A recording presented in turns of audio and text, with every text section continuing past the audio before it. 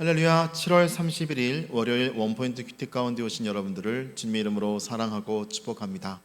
오늘 하나님께서 우리에게 주신 말씀은 창세기 11장 1절에서 9절까지의 말씀입니다.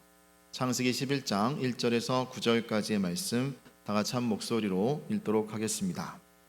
온 땅의 언어가 하나요 말이 하나였더라. 이에 그들이 동방으로 옮기다가 시날 평지를 만나 거기 거류하며 서로 말하되 자 벽돌을 만들어 견고히 굽자 하고 이에 벽돌로 돌을 대신하며 역청으로 진흙을 대신하고 또 말하되 자 성읍과 탑을 건설하여 그 탑 꼭대기를 하늘에 닿게 하여 우리의 이름을 내고 온 지면에 흩어짐을 면하자 하였더니 여호와께서 사람들이 건설하는 그 성읍과 탑을 보려고 내려오셨더라. 여호와께서 이르시되 이 무리가 한 족속이요 언어도 하나이므로 이같이 시작하였으니 이후로는 그 하고자 하는 일을 막을 수 없으리로다.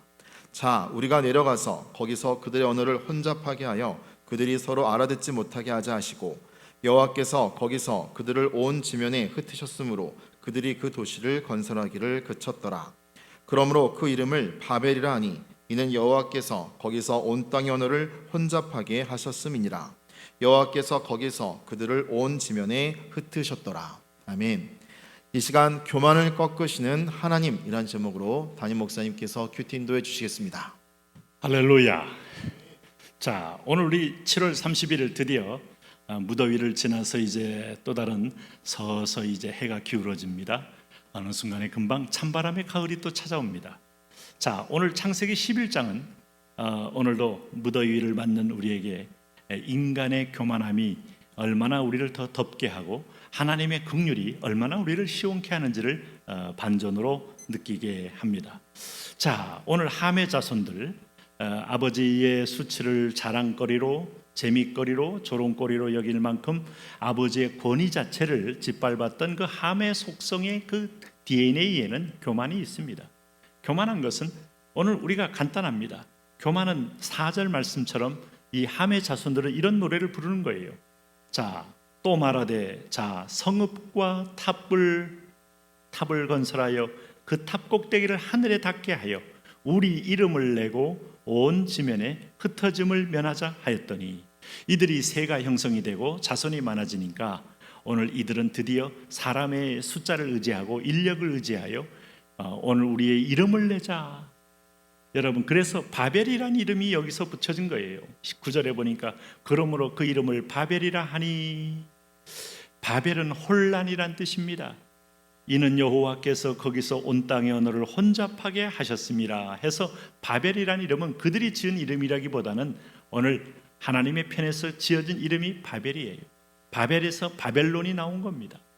오늘 이런 나라의 왕국의 이름은 뭐겠습니까? 오늘 우리 이름을 내는 자들이고 하나님을 대적하여 스스로 경배받기를 원하는 교만한 무리들의 세력인 거예요. 그래서 이들은 온 지면에 흩어짐을 면하자 이렇게 말하므로 하나님께서 땅에 편만하라, 땅에 충만하라 이렇게 맺던 명령을 정면으로 어기게 되는 겁니다. 자, 우리가 창세기 3장에서 아담과 하와가 타락한 뱀의 얘기를 듣고 보암직 먹음직 또 지혜롭게 할 만큼 탐스러운지라 하면서 따먹는 날에는 내가 정령 죽지 않고 하나님처럼 눈이 밝아지리라 했던 그 거짓말에 속아서 인류는 하나님으로부터 심판의 길을 간 것이죠. 여기도 보면 우리 이름과 흩어짐을 면하는 길에 우리의 힘을 모아놓으면 행복하다는 거짓에 속은 겁니다. 그래서 바벨탑을 짓기 시작한 거예요. 여기 2절에 보면 이에 그들이 동방으로 옮기다가 시날 평지를 만나, 이게 바로 요즘의 이라크 땅이죠. 함의 후손 니므롯이 여기서 드디어 흩어짐을 면하고 멈추어 서서 우리가 성을 쌓아 이 가운데 살자는 겁니다.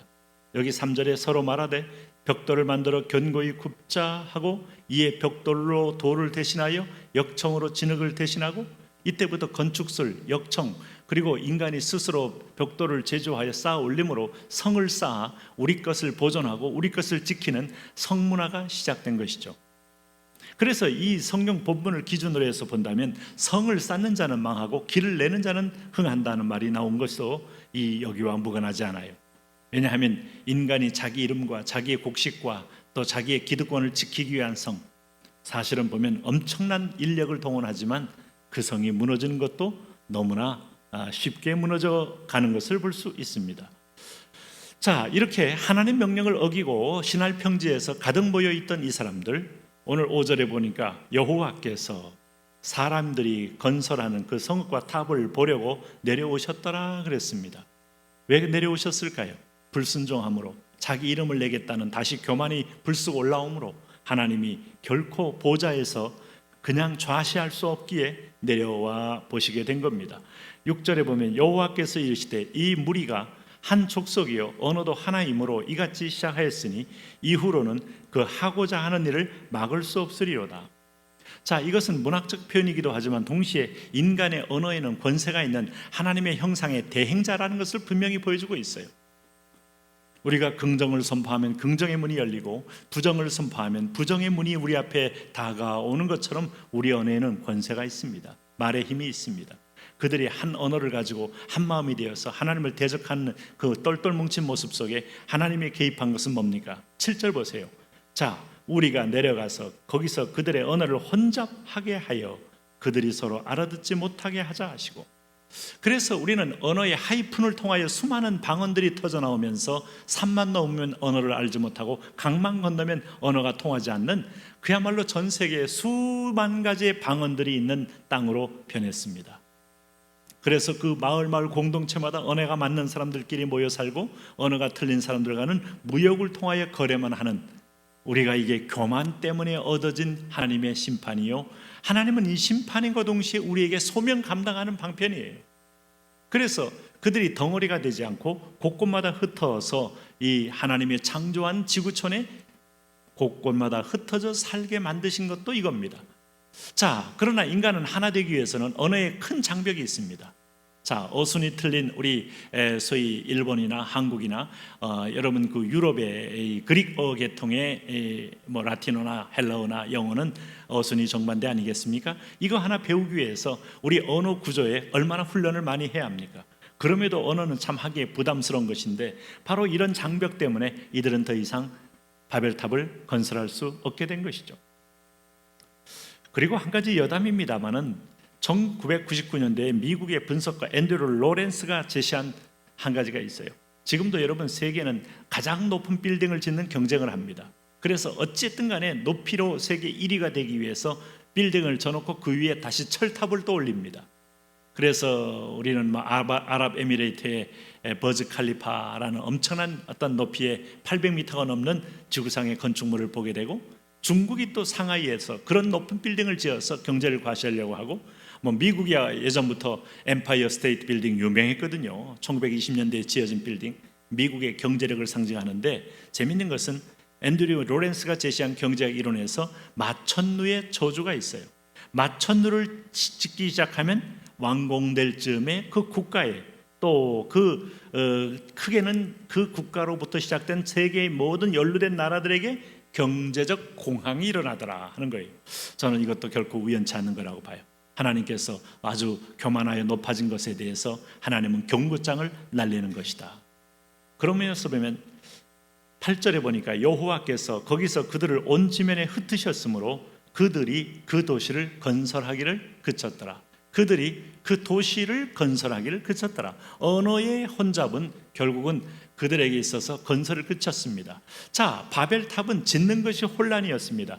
불신앙이었습니다. 그러나 하나님의 개입으로 언어를 혼잡케 함으로 건설하기를 그치는 순간에 새로운 질서가 찾아온 겁니다. 이게 인간이 짐을 수 있는 언어의 짐인과 동시에 하나님이 짐 속에 있는 긍휼이기도 해요. 그런데 이것을 언제 회복하죠? 진정으로? 성령으로만 회복하는 거예요. 그게 바로 오순절 성령의 각 난 곳 방언으로 터지는 소통의 영이 임한 그날이 있는 겁니다. 그러므로 인간의 욕심은 분리를 주지만 하나님의 성령은 진정한 하나됨을 주는 것을 볼 수가 있습니다. 오늘 9절에 그러므로 그 이름을 바벨이라 하니 이는 여호와께서 거기서 그 온 땅의 언어를 혼잡하게 하셨음이니라. 여호와께서 거기서 그들을 온 지면에 흩으셨더라. 오늘도 우리는 언어의 장벽 속에 살지만 성령의 언어로 또 하나됨을 새로운 하나님의 연합을 보고 있습니다. 성령으로 하나가 되십시오. 누리십시오. 그리고 당당하게 이제 하나님이 엮으시는 유기체적인 몸을 이루시는 세계 열방의 모든 교회들과 함께 그야말로 이 캐톨릭 처치의 또 꿈을 꾸십시오. 하나님, 성령으로 하나 됩니다. 회복의 성령 감사합니다. 회복의 하나님 감사합니다.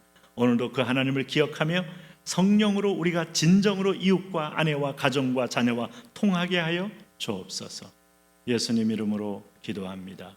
아멘.